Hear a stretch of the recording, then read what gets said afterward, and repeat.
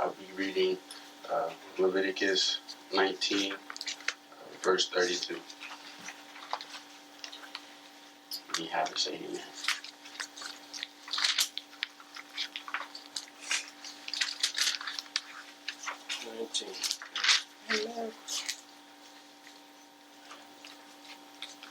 Amen. Stand up in the presence of the aged. Show respect for the elderly and revere your God. I am the Lord. Amen. You may be seated. I'll be talking about the presence of God. I want to ask you a question. Have you truly been in the presence of God? Hallelujah. Have you truly stepped foot in that circle of holiness and comfort? Many times you would think, people would say, yeah, I can't go to God. No, he might judge me. I'm a sinful person. But little do you know that, the Lord doesn't look at you for your sins. He looks at us for our hearts.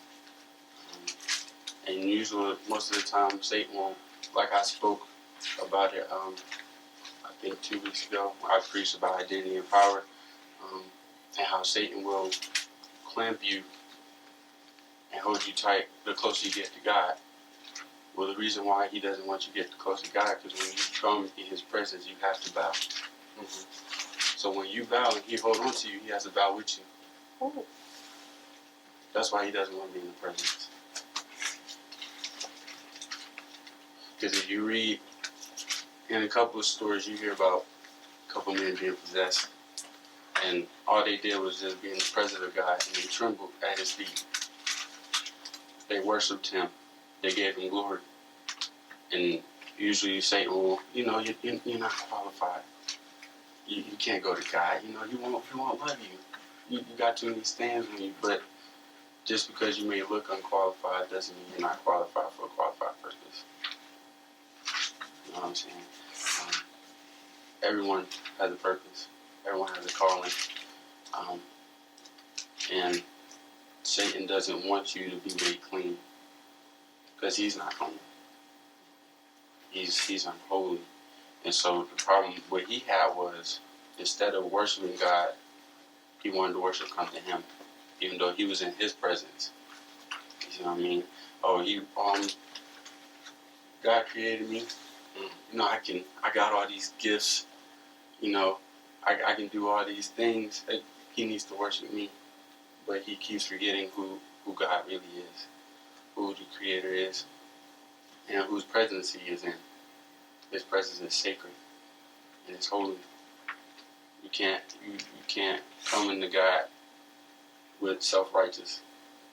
A lot of self-righteousness will cause pride, ego. You would think you're above everyone.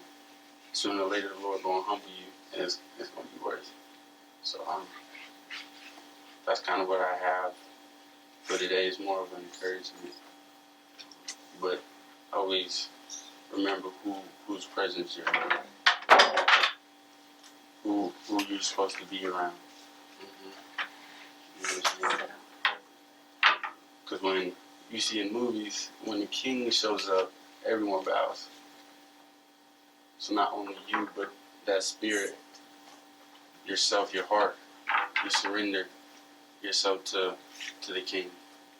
So that's all I have.